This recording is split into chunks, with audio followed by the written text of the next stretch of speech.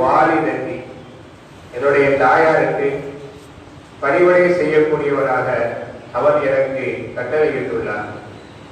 வலம் எஜாலி ஜப்பாரன் ஷக்கியா என்னை பெருமை அளிப்பவனாகவோ துர்பாக்கியசாலியாகவும் அவன் ஆக்கி வைக்கவில்லை. அதற்குரிய அல்லாஹ்வின் நல்லடியார்களே, மரியம் சூராவின் 32வது வசனமாக இந்த வசனம் அமைந்திருக்கின்றது. நபி ஈசா அலைஹிஸ்ஸலாம் அவர்கள் குழந்தையாக இருக்கின்ற அந்த தருணத்தில், எந்த பருவத்திலே ஒரு குழந்தையால் பேச முடியாதோ அப்படிப்பட்ட பருவத்தில் ஈசா அலைஹிஸ்ஸலாம் அவர்கள் பேசினார்கள். அவர்கள் பேசிய விஷயங்களில் ஒன்று என்னவென்றால், அல்லாஹ் என்னை என்னுடைய தாயாருக்கு பணிவிடை செய்து பணிந்து நடக்கின்ற நல்ல பிள்ளையாக அவன் என்னை ஆக்கி வைத்துள்ளான் என்பதாகும். அல்லாஹ்வின் நல்லடியார்களே, இந்த இடத்தில் நாம் கவனிக்க வேண்டிய ஒரு முக்கியமான விஷயம் என்னவென்றால், அல்லாஹ் தஆலா தொழுகையை நிலைநாட்டுதல் மற்றும் ஜக்காத்தை நிறைவேற்றுதல் ஆகிய 2 முக்கியமான வணக்கங்களை கூறிய பிறகு, பெற்றோருக்கு படித்து நடந்து அவர்களுக்கு பணிவிடை செய்தல் என்ற ஒன்றையும் அத்துடன் இணைத்து கூறியிருக்கிறார். இதன் மூலமாக நாம் விளக்க வேண்டிய விஷயம் என்னவென்றால், அல்லாஹ்வுடைய நெருக்கத்திற்கு இபாதத் என்ற இறை வணக்கம் எவ்வாறு உதவியாக இருக்கின்றதோ, அவ்வாறே இறையர்களை பெறுவதற்கு பெற்றோருக்கு வழிபட்டு அவர்களுக்கு பணிவிடை செய்வதும் மிக முக்கியமான காரணமாக இருக்கிறது என்பதை வெளிப்படுத்துவதற்காக வேண்டி அல்லாஹ் தஆலா இவ்வாறு இணைத்து கூறியிருக்கிறார். இபாதத்தால் எப்படி நாம் அல்லாஹ்வை நெருங்க முடியுமோ, அதே போன்று தாய் தந்தையருடைய பணிவிடையின் மூலமாகவும் நாம் அல்லாஹ்வை நெருங்க முடியும் என்ற ஒரு கருத்தை நாம் விளக்குவதற்காக வேண்டியே அல்லாஹ் இவ்வாறு கூறியிருக்கிறார். இதே கருத்தை அல்லாஹ் தஆலா அருள்மறையில் வேறு சில இடங்களிலும் சொல்லி காட்டுகிறார். பனி இஸ்ராயீல் என்ற சூராவிலே, வகலா ரப்புக அல்லா தஅபுது இல்லா இய்யாஹு வபில் வாலிதைனி இஹ்சான், அல்லாஹ்வை தவிர வேறு யாரையும் வணங்கக்கூடாது, மேலும் பெற்றோருக்கு உபகாரமாக இருக்க வேண்டும் என்று உங்கள் இறைவர் கட்டளையிட்டு விட்டார் என்று அந்த ஆயத்திலே அல்லாஹ் சொல்லுகின்றார். அவ்வாறே லுக்மான் என்ற சூராவிலே, அரிஷ்குர்லி வலி வாலிதைக்க, எனக்கும் உங்களது பெற்றோருக்கும் நீங்கள் நன்றி உள்ளவர்களாக இருங்கள் என்று அல்லாஹ் தஆலா சொல்லி காட்டுகின்றார். அன்பிற்குரிய அல்லாஹ்வின் நல்லடியார்களே, அல்லாஹ்வின் வணக்கம் அவன் நம்மை படைத்தவன் என்ற காரணத்தால் நமக்கு மிக அவசியமானது. பெற்றோருக்கு பணிவிடை என்பது அவர்கள் நம்மை பெற்று வளர்த்தவர்கள் என்ற காரணத்தால் அவர்களுக்கு அந்த பணிவிடை என்பது மிக அவசியமானது என்பதை அல்லாஹ் இங்கே சுட்டிக்காட்டுகின்றார். நபிகள் நாயகம் ஸல்லல்லாஹு அலைஹி வஸல்லம் அவர்கள் இந்த கருத்தை எல்லாம் உள்ளடக்கி ஒரு அருமையான ஒரு செய்தியை நமக்கு சொல்லி காட்டுகின்றார்கள். ஒரு சஹாபி அல்லாஹ்வுடைய தூதர் ஸல்லல்லாஹு அலைஹி வஸல்லம் அவர்களிடத்திலே வந்து, அல்லாஹ்வுடைய தூதர் அவர்களே, நான் ஜிஹாது செய்வதற்காக ஆசைப்பட்டு உங்களிடம் வந்திருக்கின்றேன். அதன் மூலம் அல்லாஹ்வுடைய அருளை பெற நான் விரும்புகின்றேன். ஆகவே அதன் மீது நான் உங்களிடத்திலே பையச் செய்வதற்காக இங்கே நான் வந்திருக்கிறேன் என்று கூறினார். அல்லாஹ்வுடைய பாதையிலே ஜிஹாதுக்காக சென்று அதன் மூலமாக கிடைக்கின்ற அல்லாஹ்வின் அருளை பெற வேண்டும் என்ற ஆசையோடு தான் வந்திருப்பதாக அந்த மனிதர் அல்லாஹ்வுடைய தூதர் ஸல்லல்லாஹு அலைஹி வஸல்லம் அவர்களிடத்திலே கூறினார். அல்லாஹ்வுடைய பாதையிலே செல்வது மிக முக்கியமான, மிக அவசியமான ஒன்று. அதனுடைய நன்மைகள் மிகச் சிறப்பானது, இதில் எந்த மாற்று கருத்தும் கிடையாது. ஆனால் உலக மக்களுக்கு ஒரு உண்மையை புரிய வைக்க வேண்டும் என்பதற்காக அந்த நேரத்தில் பெருமானார் ஸல்லல்லாஹு அலைஹி வஸல்லம் அவர்கள் அந்த சஹாபியை பார்த்து ஒரு விஷயத்தை கேட்கிறார்கள். உங்களது பெற்றோர்கள் உயிரோடு இருக்கின்றார்களா? அந்த பெற்றோர்கள் இருவரில் யாராவது ஒருவர் உயிரோடு இருக்கின்றார்களா என்று கேட்க, அதற்கு அந்த சஹாபி அவர்கள் சொன்னார்கள், ஆம், இருவருமே உயிரோடு இருக்கின்றார்கள், தாய் தந்தை இருவருமே உயிரோடு இருக்கிறார்கள் என்று சொன்னார். அதற்கு பெருமானார் ஸல்லல்லாஹு அலைஹி வஸல்லம் அவர்கள் அந்த சஹாபியை பார்த்து, அல்லாஹ்வுடைய பாதையிலே செல்வதால் நீங்கள் அல்லாஹ்வுடைய அருளைத்தானே ஆதரவு வைக்கிறீர்கள் என்று கேட்க, அதற்கு அவர் நிச்சயமாக அதைத்தான் நான் ஆதரவு வைக்கிறேன் என்று சொன்னார். அப்போது நபி அவர்கள் சொன்னார்கள், அல்லாஹ்வுடைய அருள்தான் உங்களுக்கான ஆசை என்றால், ஆதரவு என்றால், அந்த அருளை உங்கள் பெற்றோருக்கு நீங்கள் பணிவிடை செய்து அதன் மூலமாகவே தாங்கள் பெற்றுக் கொள்ளலாம் என்று சொல்லி, அதுவே ஜிகாதுகளில் ஆக மிகப்பெரிய ஜிகாதாக இருக்கிறது என்று சொல்லி அவரை திருப்பி அனுப்பி வைத்தார்கள் என்று ஒரு ஹதீஸை நாம் பார்க்கிறோம். ரியாலுஸ் சாலிஹீன் என்ற ஹதீஸுடைய கிரந்தத்தில் 319வது ஹதீஸாக அது பதிவு செய்யப்பட்டிருக்கிறது. அன்பிற்குரிய அல்லாஹ்வின் நல்லடியார்களே, இந்த செய்தியை வலுப்படுத்தக்கூடிய வகையில் இன்னும் தெளிவாக பெருமானார் ஸல்லல்லாஹு அலைஹி வஸல்லம் அவர்கள் சொன்னார்கள், அல் ஜன்னத்து தஹத அக்தாமி உம்மஹாத்தி, உங்கள் தாய்மார்களின் பாதங்களின் அடியிலேயே சொர்க்கம் இருக்கிறது என்று பெருமானார் ஸல்லல்லாஹு அலைஹி வஸல்லம் அவர்கள் கூறியிருக்கிறார்.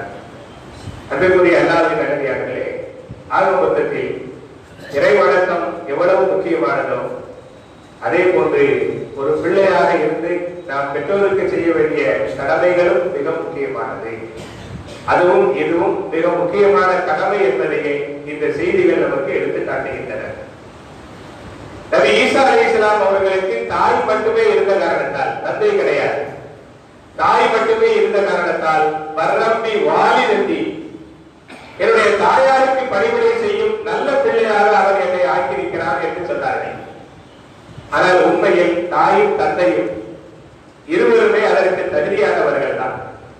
பொதுவாக தாய் தந்தை இருவருக்குமான பணிவிடை மிக முக்கியமானது என்ற போதிலும் அவ்விருவரில் தாயின் பணிவிடை ஆக மிக முக்கியமானது என்பதை நாம் இங்கே புரிந்து கொள்ள வேண்டும். பெற்றோர்கள் இருவருமே முக்கியமானவர்கள் என்றாலும் அவ்விருவரில் தாய் மிக முதன்மையான இடத்தில் இருக்கிறார். எனவேதான் அண்ணலின் பெருமானார் ஸல்லல்லாஹு அலைஹி வஸல்லம் அவர்களிடத்திலே ஒரு சஹாபி வந்து, அல்லாஹ்வுடைய தூதர் அவர்களே, நான் நல்ல விதமாக நடந்து கொள்ள வேண்டிய அந்த நபர்களில் யார் மிக முதன்மையானவர் என்று கேட்டார். என்னுடைய பணிவிடைக்கு, என்னுடைய உதவிக்கு, என்னுடைய உபகாரத்திற்கு, என்னுடைய உறவுகளில் யார் மிக முதன்மையானவர், முக்கியமானவர் என்று கேட்கும் பொழுது அல்லாஹ்வுடைய தூதர் ஸல்லல்லாஹு அலைஹி வஸல்லம் அவர்கள் உங்களது தாய் என்பதாக பதிலளித்தார். அவர் மறுபடியும் யார் என்று கேட்க உங்களது தாய் என்பதாக பதிலளித்தார்கள். அவர் மூன்றாவது தடவையும் யார் என்று கேட்க உங்களுடைய தாய் என்று பதிலளித்தார்கள். நான்காவது தடவையாக உங்கள் தந்தை என்றார்கள். அதன் பிறகு அடுத்தடுத்து யார் உங்களுடைய உறவில் உங்களுக்கு மிக நெருக்கமானவர்களோ அவர்களுக்கெல்லாம் நீங்கள் கடமைப்பட்டிருக்கின்றீர்கள் என்று கண்மணி நபிகள் நாயகம் ஸல்லல்லாஹு அலைஹி வஸல்லம் அவர்கள் கூறினார்கள். அல்லாஹ்வின் நல்லடியார்களே, இங்கே கவனிக்க வேண்டிய விஷயம் என்னவென்றால், 3 தடவைகள் உங்களது தாய், உங்களது தாய், உங்களது தாய் என்று கண்மணி நபிகள் நாயகம் ஸல்லல்லாஹு அலைஹி வஸல்லம் அவர்கள் கூறியிருக்கிறார்கள்.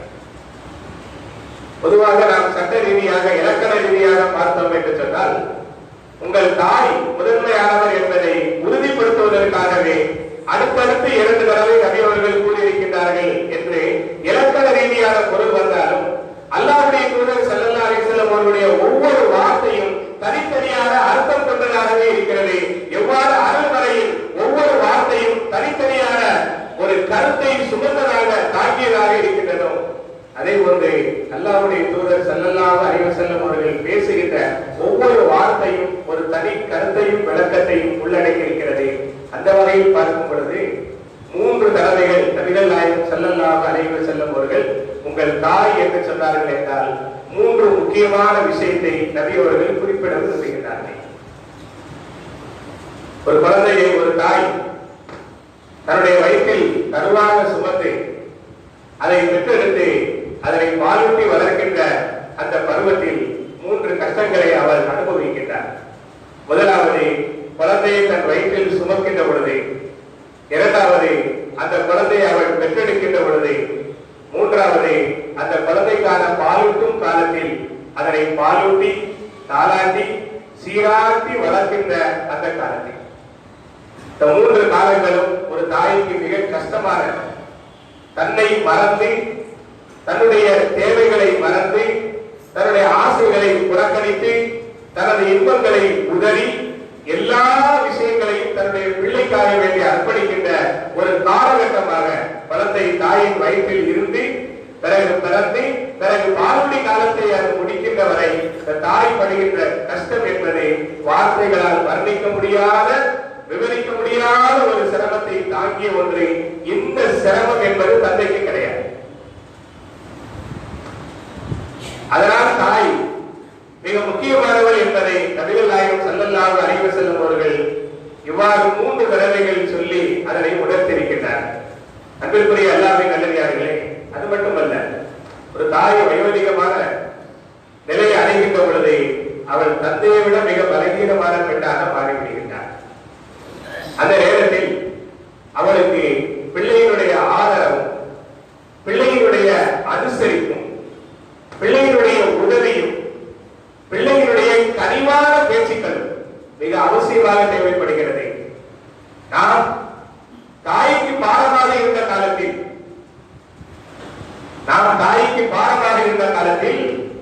நாம் பாரமாக இருக்கிறோமே என்பதாக அவர் நம்மை புறக்கணிக்கவில்லை.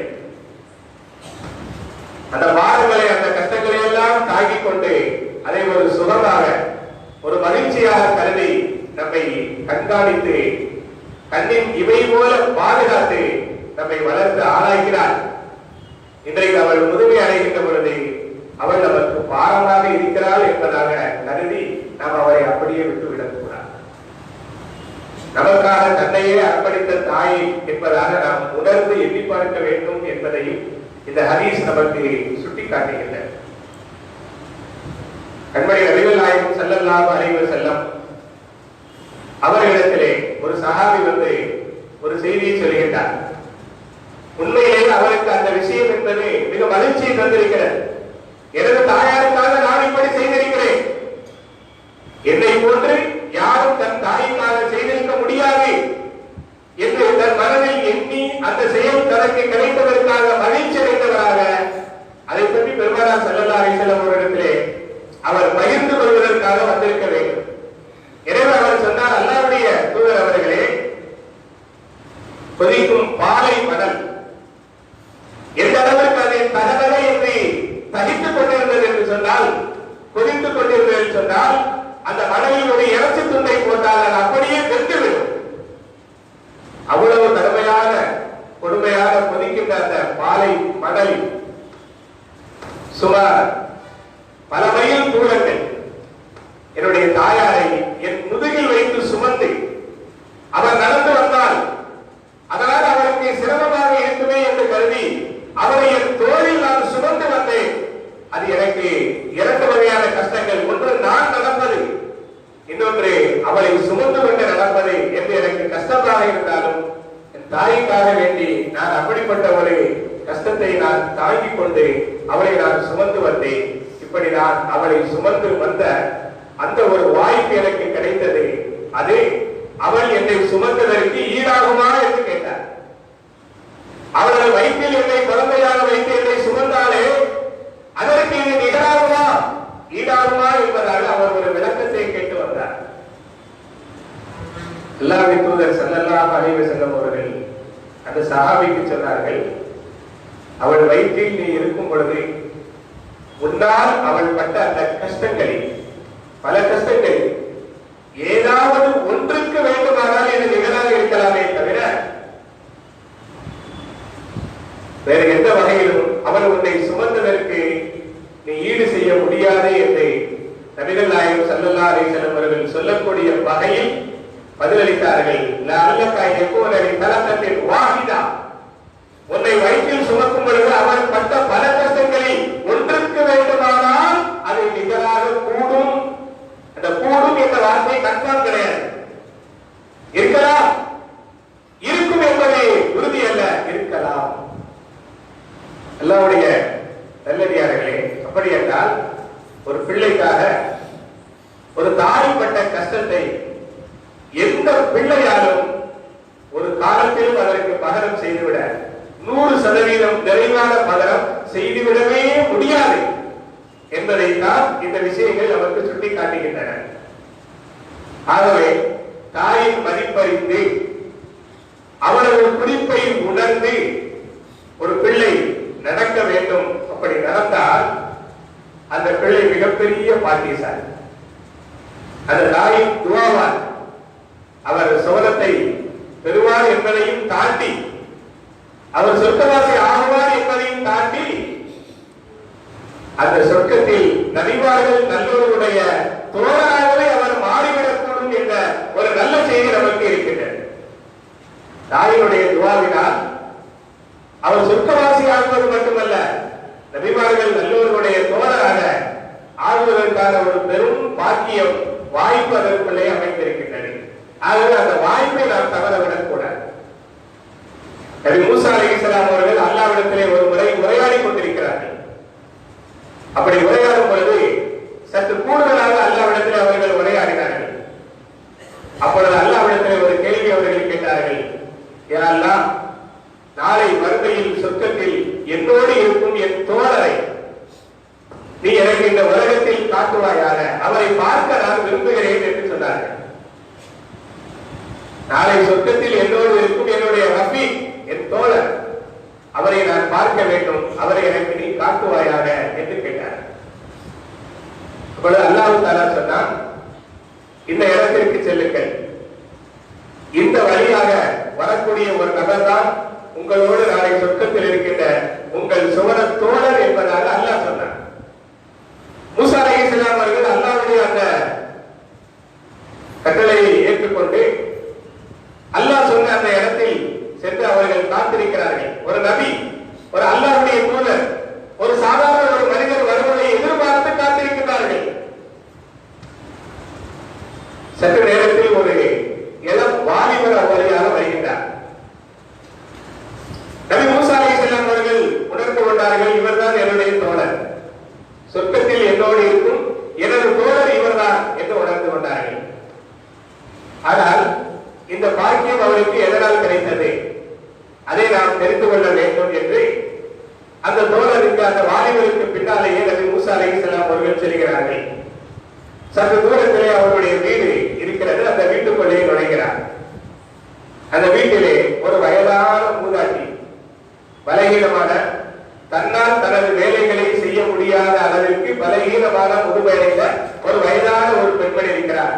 அதுதான் அவருடைய தாயார். அந்த பெண்மணிக்கு தேவையான எல்லா விஷயங்களையும் செய்கிறார். குளிக்க வைக்கிறார், உடை மாற்றுகின்றார், தலை துவத்துகின்றார், தலைவாரி விடுகின்றார். பிறகு தன் கையாலேயே அந்த பெண்ணுக்கு உணவு ஊட்டி விட்டு அவளுக்கு தண்ணீர் கொடுத்து சுத்தம் செய்து எல்லாம் செய்து தன்னுடைய தாயை ஒரு பிள்ளையாக, தான் பிள்ளையாக இருக்கும் பொழுது அவள் எப்படி இறந்தாக எல்லாம் செய்தாலும் அதே போன்று தன் தாயை ஒரு பிள்ளையாக கருதி அவருக்கு தேவையான எல்லா விஷயத்தையும் இவர் செய்கிறார். அந்த விஷயங்கள் எல்லாம் முடிகின்ற பொழுது அந்த தாயினுடைய வாயிலிருந்து சில வார்த்தைகள் முன்முழுப்பாக வெளியில் வருகின்றன. தாயினுடைய வாயிலிருந்து முழுமுழுப்பான ஒரு வார்த்தை வருகிறது. அந்த வார்த்தை என்ன தெரியுமா? ரப்பரல்லாஹு லக்க வஜஅலக ஜலீஸ மூஸா ஃபில் ஜன்னா. அருமை மகனே, அல்லாஹ் உனது பாவங்களை எல்லாம் மன்னிப்பானாக. நபி மூசா அலைஹிஸ்ஸலாமுடைய கூட்டாளியாக அல்லாஹ் உன்னை சொர்க்கத்தில் ஆக்கி வைப்பானாக என்று அந்த தாய் துஆ செய்கிறார்.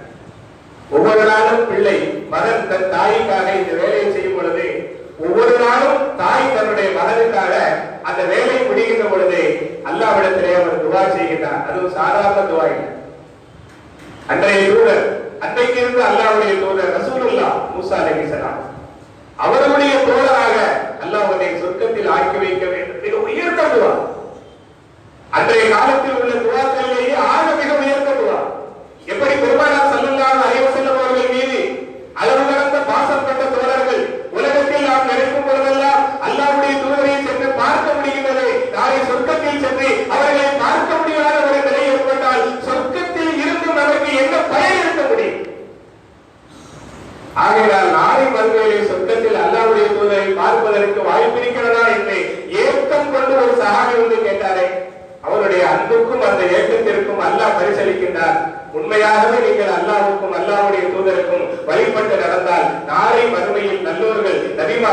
சுஹதாக்கள் சித்திகீன்களோடு இருப்பீர்கள் என்று அல்லாஹ் வசனம் இறக்கிறார். அந்த வசனத்தின் விளைவாக உண்மையான நேசம் கொண்டவர்கள் அல்லாஹ்வுடைய தூதரோடு சொர்க்கத்தில் இருப்பார்கள் என்பதை போல நபி மூசா அலைஹிஸ்ஸலாம் அவர்களோடு தன் மகன் சொர்க்கத்தில் அவர்களின் தோழராக அவர்கள் பக்கத்தில் இருக்க வேண்டும் என்று தாய் துவா செய்கிறார்கள் என்றால் இந்த தாயினுடைய மனதை இந்த மகன் எவ்வளவு தூரம் குளிர வைத்திருக்கிறார்,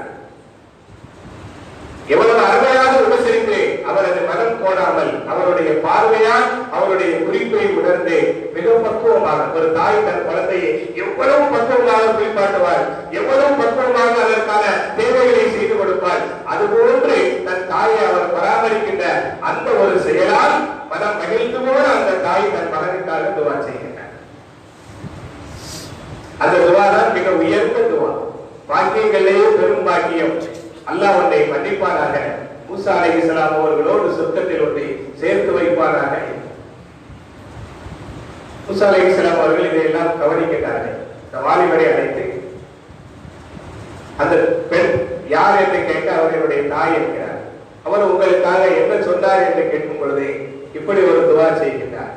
சரி, நீங்க நபி மூசா அலைஹிஸ்ஸலாம் அவர்களை பார்த்திருக்கீங்களான்னு கேட்கும் போது அல்லாஹ்வுடைய தூதரை நான் பார்க்கவில்லை, பார்க்க வேண்டும் என்ற ஆசையோடு இருக்கிறேன் என்று சொன்ன பொழுது மூசா அலைஹிஸ்ஸலாம் நான் தான், இன்ஷா அல்லாஹ் என்னோடுதான் நீங்கள் நாளை சொர்க்கத்தில் இருக்க போகிறீர்கள் என்று ஒரு சுப செய்தியை நபி மூசா அலைஹிஸ்ஸலாம் அவர்கள் சொன்னதாக அந்த வரலாற்றிலே ஒரு அருமையான செய்தியை நாம் பார்க்கிறோம். தலீலுல் சாயிலின் என்ற கிதாபிலே இந்த நிகழ்ச்சி பெற்றோருக்கு பணிவிடை செய்தல் என்ற பாடத்தின் கீழே இடம்பெறுகின்றது. அன்புக்குரிய அல்லாஹ்வின் நல்லடியார்களே, எல்லாருக்கும் அல்லாஹ் ஒரு பாக்கியம் தந்திருக்கிறார், தாய் தந்தையர். அதிலும் வயோதிகமான காலத்தில் அவர்கள் நம்மோடு இருப்பது ஆக மிகப்பெரிய பாக்கியம். அந்த நேரத்துல அவங்களை நம்ம பாரமாக கருதாமல் அவர்களுக்கு செய்கின்ற சிறு சிறு உதவிகள் என்பது எவ்வளவு பெரிய ஒரு மதிப்பை நமக்கு உணர்த்துகின்றது, தருகின்றது என்பதை நாம் புரிந்து கொள்ள முடியும். கலீஃபா உமர் ரலியல்லாஹு அன்ஹு அவர்களுடைய காலம், உமர் ரலியல்லாஹு அன்ஹு அவர்கள் ஒவ்வொரு ஆண்டும் தவறாமல் ஹஜ்ஜிக்கு வருவார்கள். அவர்களுடைய நோக்கம் என்பது ஹஜ்ஜிக்கு வருகின்ற பொழுது பல நாட்டை சார்ந்தவர்கள் வருவார்கள், பல ஊரை சார்ந்தவர்கள் வருவார்கள். அந்த நாட்டிலே அந்த ஊரிலே நம்முடைய ஆட்சியாளர் எப்படி நடந்து வருகிறார், அவருடைய நிறை குறைகள் என்ன, இந்த மக்களுடைய தேவைகள் என்ன, எல்லா விதத்தையும் விசாரிப்பதற்கு ஹஜ்ஜுடைய அந்த காலம் என்பது மிக முக்கியமான ஒரு காலமாக இருந்ததால் ஒரு ஆட்சியாளர் என்ற அடிப்படையிலே மக்களுடைய குறைகளை நிறைகளை கேட்டறிவதற்காக ஆண்டுதோறும் ஹஜ்ஜிக்கு வருவார்கள். அப்படி வரும் பொழுதெல்லாம் அவர்கள் மறக்காமல் கேட்கின்ற ஒன்று, யமன் நாட்டுக்காரர்களை சந்திக்கின்ற பொழுது உங்களிலே யாராவது உவைஸ் என்ற பெயர் உள்ளவர்கள் இருக்கிறீர்களா என்று கேட்பார்கள். இப்படியாக ஒவ்வொரு வருடமும் கேட்கும் பொழுது அப்படி யாரும் எங்களிடத்தில் வரவில்லை என்பதாக சொல்லிவிடுவார்கள். ஒரு முறை அவர்கள் எதிர்பார்த்தபடி அந்த குழுவிலே உவைஸ் என்ற பெயர் உள்ள ஒரு பெரிய மனிதர் அங்கே இடம்பெறுகிறார். ஒரு வாலிபர் தான், ஆனால் அவர் அல்லாஹ்வுடைய அருள் பெற்ற ஒரு மாமனிதர் இடம்பெறுகிறார். கலீஃபா உமர் ரலியல்லாஹு அன்ஹு அவர்கள் அவர் உங்களிலே உவைஸ் என்ற பெயரில் யாரும் இருக்கிறீர்களா என்று கேட்டதும் ஒருவர் எழுந்து நான் என்னுடைய பெயர் உவைஸ் தான் என்றார். உடனே அவரை தீர விசாரிக்கிறார். உங்களுடைய பெயர் உவைஸா? ஆமா. உங்களுடைய தந்தையின் பெயர் ஆமிரா? உங்களுடைய கபீலாவின் பெயர் என்பதாக கேட்கும் பொழுது அம்தான் என்பதாக அவர் சொல்கிறார். உங்களுடைய ஊரின் பெயர் கரண் என்ற ஊரா என்று கேட்கும் பொழுது கரண் என்ற ஊர் தான் இருக்கிறார். உங்களுடைய நாட்டு பெயர் யமனா என்பதாக கேட்க அவர் யமன் இருக்கிறார். பெயர், தந்தையின் பெயர், ஊரின் பெயர், கபீலாவின் பெயர், நாட்டின் பெயர் என்று எல்லாம் கேட்டுவிட்டு பிறகு சொன்னார்கள், உங்களுடைய உடல்ல பரஸ் என்று சொல்லக்கூடிய ஒரு வெண்படலம், வெண்குஷ்டம் என்று சொல்வார்களே, அது போன்ற வெண்படலம் ஏற்பட்டதா என்று கேட்க ஏற்பட்டு இருந்தது. பிறகு அது மறைந்து விட்டது. ஆனால் ஒரே ஒரு திருகம் அளவிற்கு, ஒரு நாணயம் அளவிற்கு மட்டும் மறையாமல் அப்படியே இருக்கிறதா என்று கேட்க அவர் நீங்கள் சொன்னது போன்றே அப்படியே இருக்கிறது, எல்லா அடையாளங்களும் சரியாக இருக்கிறது. அந்த உவைஸுல் கர்னி ரஹ்மத்துல்லாஹி அலைஹி மிக ஆச்சரியப்பட்டு, என்னை பற்றி தாங்கள் முழுமையாக இவ்வளவு அருமையாக விசாரிக்கின்றீர்களே, இதற்கு பின்னால் எதுவும் இருக்கிறதா என்று கேட்க, அப்போது உமர் ரலியல்லாஹு அன்ஹு அவர்கள் கேட்டார்கள், இருக்க என்னுடைய கேள்வி இருக்கிறது, உங்களுக்கு ஒரு வயோதிகமான தாய் இருக்கிறாரா அப்படின்னு கேட்டார். எனக்கான தாய் இருக்கிறார், என்னை தவிர்த்து அவருக்கு பணிவிடை செய்ய வேறு யாரும் கிடையாது, எனவே நான் அவரை அவசியமாக்கிக் கொண்டு நான் வாழ்ந்து வந்தவன் என்று சொன்னார். அப்போதான் உமரது எல்லாரும் சொன்னார்கள், நான் ஏன் உங்களை இவ்வளவு தூரம் விசாரிக்கின்றேன் என்றால், நபிகள் நாயகம் ஸல்லல்லாஹு அலைஹி வஸல்லம் அவர்கள் எங்களிடத்திலே ஒரு முறை சொன்னார்கள், யாத்தி அலைக்கும் உவைஸ் இப்னு ஆமிர் மா அம்தாதி மின் அருகில் யமன் நாட்டு குழுவினர்களோடு ஆமீருடைய மகன் உவைஸ் என்று சொல்லக்கூடிய ஒருவர் உங்களிடத்திலே வருவார். அவருக்கு இந்த அடையாளங்கள் இருக்கின்றது. அவர் தன்னுடைய வயோதிகமான தாய்க்கு பணிவிடை செய்கின்ற நல்ல பிள்ளையாக இருந்தவர். அதனால் அவருக்கு அல்லாஹ்விடத்திலே என்ன தகுதி என்றால், நபி அவர்கள் அதை சொல்ல வருகின்றார்கள். அதனால் அவருக்கு அல்லாஹ்விடத்திலே என்ன தகுதி என்றால், லவ் அக்ஸப அலல்லாஹ் லா அபர்ரஹு, லவ் அக்ஸப அலல்லாஹ் லா அபர்ரஹு, அவர் அல்லாஹ்வின் மீது சத்தியமிட்டு ஒரு விஷயத்தை சொன்னால் அல்லாஹ் அதை நிறைவேற்றி கொடுப்பார். அதாவது அவர் சொன்னதை அல்லாஹ் செய்வார், அவர் சொன்னதை அல்லாஹ் செய்வார். அந்த அளவிற்கு அது அல்லாஹ்விடத்திலே தகுதி உள்ளவர். அல்லாஹ் சொன்னதை நாம செய்யணும், அதை நாங்கள் செஞ்சு அதில் நாம் வெற்றி அடைந்தால் நாம சொன்னதை அல்லாஹ் செய்வார். எவ்வளவு பெரிய உன்னதமான ஒரு தகுதி தெரியுமா? அவர் சொன்னதை அல்லாஹ் செய்வார் என்ற அளவிற்கு அவர் தகுதி பெற்றவராக இருக்கிறார் என்று நபிகள் நாயகம் ஸல்லல்லாஹு அலைஹி வஸல்லம் அவர்கள் சொன்னாங்க.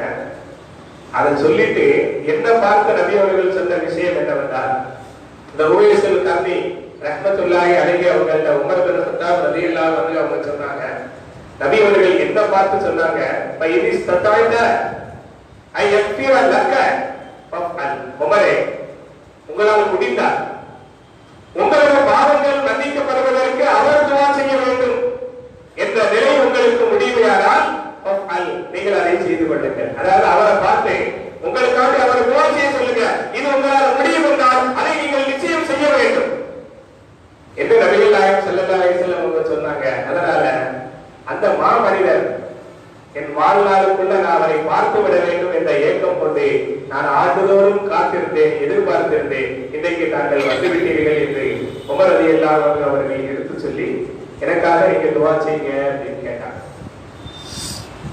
உவைஸுல் கர்னி ரஹ்மத்துல்லாஹி அலைஹி அவர்கள் உமர் பின் கத்தாப் ரலியல்லாஹு அன்ஹு அவர்களுக்காக துஆ செய்கிறார்.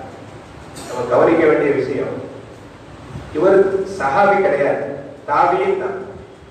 உமர் ரலியல்லாஹு அன்ஹு சஹாபி மட்டுமல்ல, உயர்ந்த சஹாபாக்கள்ல இரண்டாவது இடத்துல இருக்கக்கூடிய சொர்க்கவாசி என்ற அந்தஸ்தை பெற்றவர்கள். நபி அவர்களுக்கு பின்னால் ஒரு நபி கிடையாது. அப்படி ஒரு நபி வருவதாக இருந்தால் அதற்கு தகுதி உள்ளவராக உமர் ரலியல்லாஹு அன்ஹு அவர்கள் இருந்தார்.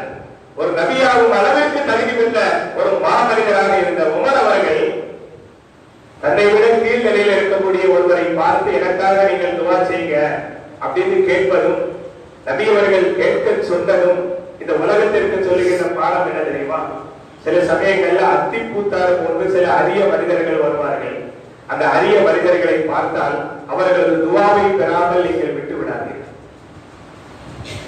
அவர்களின் துஆ உங்களுக்கு ஆக மிக முக்கியமானது. நீங்க ஏற்கனவே பல தகுதிகள் உடையவர்களாக இருக்கலாம், ஆனால் அவர் செய்கின்ற அந்த துஆ உங்கள் தகுதியை இன்னும் அதிகப்படுத்தலாம், உங்களை இன்னும் மெருகூட்டலாம்.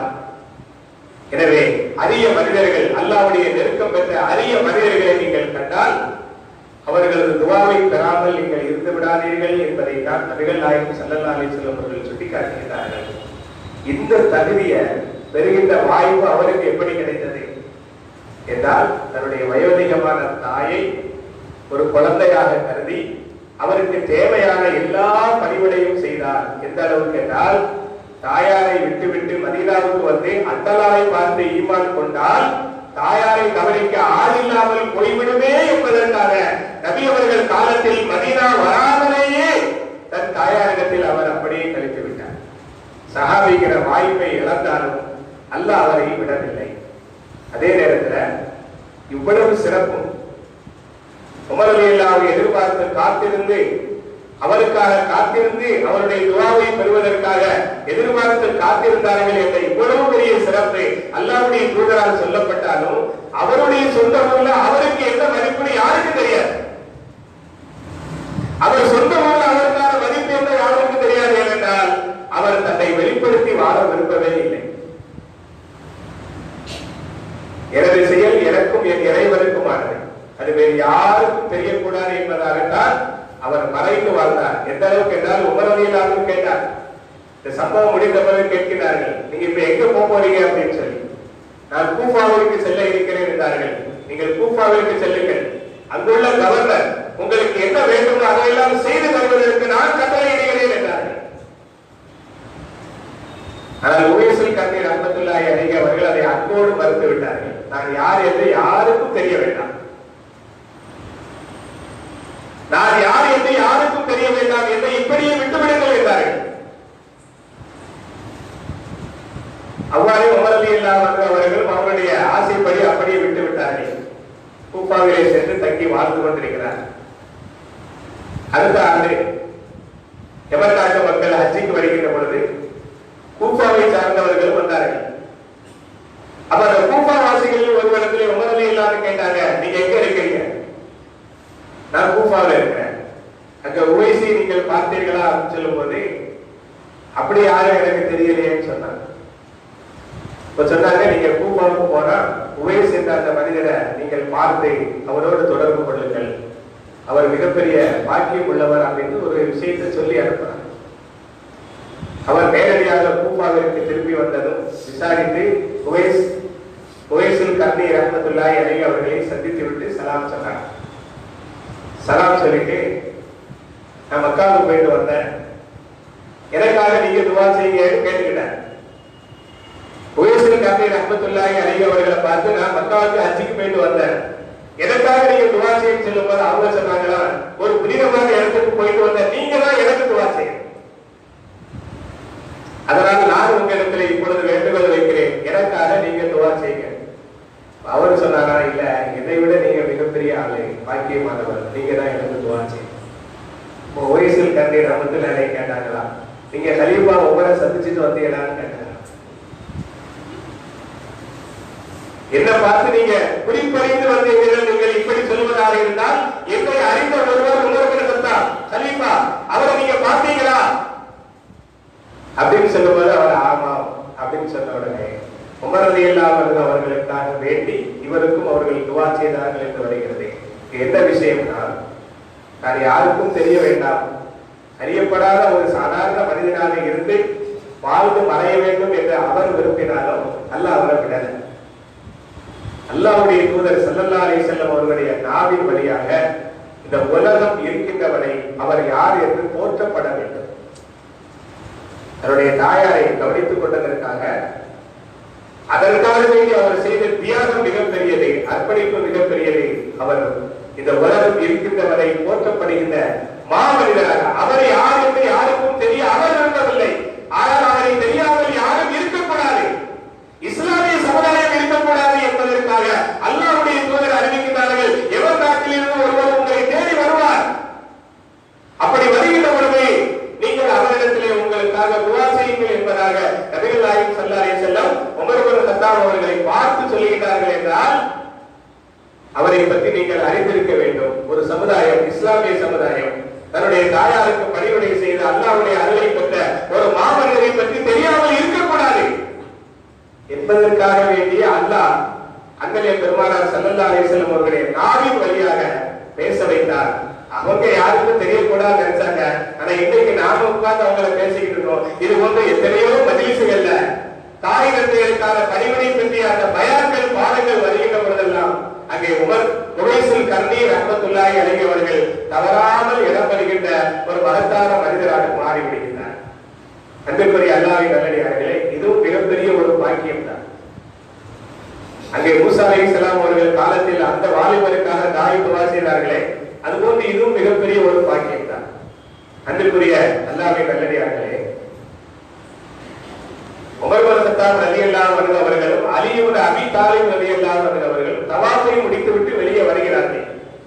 அப்படி வரும்பொழுது ஒருவர் தவாஃப் செய்வதற்காக உள்ள போறார். எப்படி போனார் தெரியுமா? முதுகில் தன்னுடைய தாயை சுமந்தவராக தவாஃப் செய்வதற்காக உள்ள போறார். கலீஃபா உமர் இப்னு கத்தாப் ரலியல்லாஹு அன்ஹு அவர்கள் அறிவு கடல் அலி இப்னு அபீ தாலிப் அவர்களை பார்த்து கேட்டார்களாம், அபுல் ஹசனே, அந்த மனிதரை பார்த்தீர்களா? அவர் தவாஃப் செய்ய போகிறார், நாம் இன்னொரு தடவை அவரோடு தவாஃப் செய்வோம், நிச்சயமாக அவனுக்காக விசேஷமான அருள் இறங்கும். அந்த அருள் நமக்கு கிடைக்கும், வாருங்கள் என்று சொல்லி அந்த மனிதனுக்கு பின்னாலேயே இன்னொரு முறை தவாப் செய்துவிட்டு அந்த இறந்தும் மாமனிதர்களும் வெளியே வந்தார்கள் என்று ஹயாத்து சஹாபா என்ற கிதாபிலே பார்க்கிறோம். தாயாரை பற்றி இப்படிப்பட்ட ஒரு சிறப்பும் அந்த பணிவிடையை பற்றிய சிறப்பு இஸ்லாமிய வரலாற்றிலே காலகாலமாக சொல்லப்பட்டிருக்கிறது. அதே நேரத்தில் பெற்றோரை புறக்கணித்து நாம் வாழ்கின்ற பொழுது அந்த வாழ்க்கை நிச்சயமாக நல்ல வாழ்க்கையாக இருந்தார், நல்ல வாழ்க்கையாக இருந்தார். அது ஒரு துரதிஷ்டமான ஒரு வாழ்க்கை. அதையும் ஈசா அலைஹிஸ்ஸலாம் அவர்கள் அடுத்து சொல்கிறார்கள், வலம் எஜஅல்னி ஜப்பாரன் ஷகியா, என்னை அல்லாஹ் ஜப்பாராக ஆக்கவில்லை, ஷகியாக ஆக்கவில்லை. ஜப்பார் என்று சொன்னால் ரெண்டு அர்த்தம் இருக்கிறது. ஒன்று அடக்கி ஆளும் ஆற்றல் கொண்டவர், இது அல்லாஹ்வுடைய பெயர். அதனால அல்லாஹ்வுக்கு மட்டுமே இந்த பொருள் பொருந்தக்கூடியது. மகத்துவம் கொண்டு அடக்கி ஆளும் ஆற்றல் உள்ளவர், இது அல்லாஹ்வுடைய பெயர். அதனால் அப்துல் ஜப்பார் என்று நாம் பெயர் வைக்கிறோம். இரண்டாவது அகந்தையுடன் கூடிய அநியாயக்காரன் என்ற ஒரு பொருள் இருக்கிறது. தற்பெருமை அடித்து அகந்தை கொண்டு அநியாயம் செய்யக்கூடிய ஒருவன் என்ற பொருள் இருக்கிறது. இந்த பொருள் உலகத்தில் யாரெல்லாம் அநீதியாளர்களாக இருக்கிறார்களோ அவர்கள் அனைவரையும் இது குறிக்கின்றது. இந்த இடத்துல அந்த தாய்க்கு பணிவிடை அப்படிங்கிற வார்த்தைக்கு பிறகு அல்லாஹ் இந்த வார்த்தையை பயன்படுத்தி என்ன சொல்கிறார் என்றால், ஒரு மனிதன் தன் இறைவனுக்கான இபாதத்தை புறக்கணிக்கின்றார் என்றால் அவனும் ஒரு அநியாயக்காரனே. அதே மனிதன் தன் பெற்றோருக்கான பணிவிடையை புறக்கணிக்கின்றார், அவனும் அநியாயக்காரனே. ஆக அல்லாஹ்வுடைய வணக்கத்தையும் ஒருத்தன் புறக்கணிக்கின்றார், தன் பெற்றோருக்கான பணிவிடையை புறக்கணிக்கின்றார் என்றால் அவன் அநியாயக்காரன். எப்பொழுது அவன் அநியாயக்காரன் மாறுகிறானோ அவன் சக்தி என்ற துர்பாக்கியவாதியை விடுகிறான், மூலையாகி விடுகிறான். ஒரு மனிதனுடைய வாழ்க்கையில தரித்திரியம் என்று சொல்வார்களே, அவன் தரித்திரியம் பிடித்தவனாக அவன் மாறிவிடுகிறான். ஆகவே இறை வணக்கமும் மிக முக்கியமானது, பெற்றோருக்கான பணிவிடையும் மிக முக்கியமானது. அதனை செய்கின்றவர்கள் பாக்கியசாலி என்றால் அதனை விடுகின்றவர்கள் அவர்கள் மூதேவிகளாக தரித்திரியம் பிடித்தவர்களாக ஆகிவிடுகின்றார்கள் என்ற ஒரு செய்தியை அந்த வார்த்தையோடு சேர்த்து ஈசா அலைஹிஸ்ஸலாம் அவர்கள் சொல்லி காட்டுகிறார். அல்லாஹ்வுடைய வணக்கத்தில் மிக அபரிமிதமாக ஈடுபட்டு விட்டு தாய் தந்தையருடைய பணிவிடையில் நாம் ஒதுங்கியிருப்போம் என்று சொன்னால் நிச்சயமாக நாம் முழுமையாக வெற்றியை பெற்றவர்களாக ஆக முடியாது என்ற ஒரு நல்ல பாடத்தையும் எச்சரிக்கையாகவே அல்லாஹ் இந்த வார்த்தையின் மூலமாக நமக்கு வெளிப்படுத்துகிறார். அன்பிற்குரிய அல்லாஹ்வின் நல்லடியார்களே, ஆனால் காலத்தினுடைய சூழ்நிலையை பார்க்கும் பொழுது ஒரு நல்ல காலத்தில் இஸ்லாமிய சமுதாயம் எப்படி வாழ்ந்தது, அந்த காலத்தில் பெற்றோர்களுக்கு பிள்ளைகள் எப்படி பண்பாக பக்குவமாக நடந்து கொண்டார்கள் என்ற காலச்சூழல் மாறி கியாமத்தினுடைய அடையாளமாக வரும் பொழுது பெற்றோர்களை புறக்கணிக்கின்ற பிள்ளைகள் உருவாகி விடுகின்றனர். கியாமத்துடைய முக்கியமான அடையாளங்களில் நபி அவர்கள் ஒன்றை சொல்லும் பொழுது, தந்தையை புறக்கணித்து நண்பரை முன்னிலைப்படுத்துவார், தன்னுடைய தாயாருக்கு நோவினை செய்யக்கூடிய பிள்ளையாக மாறியிருப்பார். இது 15 முக்கியமான அடையாளங்களில் உள்ளவை என்று அண்ணல் பெருமானார் ஸல்லல்லாஹு அலைஹி வஸல்லம் அவர்கள் சொல்லி காட்டினார்கள். அன்பிற்குரிய அல்லாஹ்வின் நல்லடியார்களே, சமீபத்தில் மயிலாடுதுறை என்று சொல்லக்கூடிய அந்த ஊரிலே நடந்த ஒரு செய்தி வலைதளங்கள்ல மிக பிரபலமாக வந்துருச்சு. 2 பிள்ளைகள் வசதி வாய்ப்பாக இருக்கின்றார்கள். ஒருவர் வெளிநாட்டில் குடும்பத்தோடு இருக்கிறார், இன்னொருவர் உள்ளூர்லேயே வசதி வாய்ப்பாக இருக்கிறார்.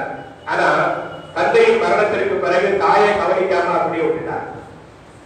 ஒருவேளை சோத்துக்காக வேண்டிய அந்த தாய் வீடு வீடா ஏறி இறங்கக்கூடிய பரிதாபமான நிலைக்கு ஆளாயும் ஒரு கட்டத்துல ஆட்சியாளரிடம் போய், மாவட்ட ஆட்சியாளரோ வட்டாட்சியாளரோ போய், என்னை கருணை கொலை செய்து விடுங்கள், என் பிள்ளைகள் என்னை கவனிக்கவில்லை, இனி நான் உயிர் வாழ்வதில் அர்த்தம் இல்லை, என்னை கருணை கொலை செய்து விடுங்கள் அப்படின்னு கேட்கிற அளவுக்கு இந்த தாயினுடைய நிலையை அந்த பிள்ளையை கொண்டு விட்டுட்டாங்க அப்படின்னு பார்க்கும்போது, நம்ம சமுதாயத்தில் இப்படியா அப்படின்னு பார்க்கும்போது அது உள்ளபடியே மிக வேதனையாக இருக்கிறது. அதற்கு பிறகு பல அமைப்புகள் பல தலைவர்கள் சந்தித்து அந்த தாய்க்கு என்ன செய்ய வேண்டுமோ அதை முழுமையாக ஏற்பாடு செய்து கொடுத்தார்கள் என்று வருகிறது. 90 வயசை தாண்டிய அந்த தாயினுடைய நிலை இப்படின்னா, பிள்ளைங்க ஒன்றும் இல்லாதவங்க இல்லை, நல்ல செழிப்பாக கைதறைய சம்பாத்திய வசதி வாய்ப்பாக மனைவி மக்களோடு இருக்கிறவங்க தன்னுடைய தாயை கூட விட்டுட்டாங்கன்னா, அந்த தாய் இவங்க குழந்தையா இருக்கும் பொழுது நம்ம கணவன் மனைவி சந்தோஷமா இருக்கலாம், பிள்ளை எடுக்கிற ஒரு அனாதை இல்லத்துல போட்டு போயிருந்தா என்ன ஆயிருக்கும்?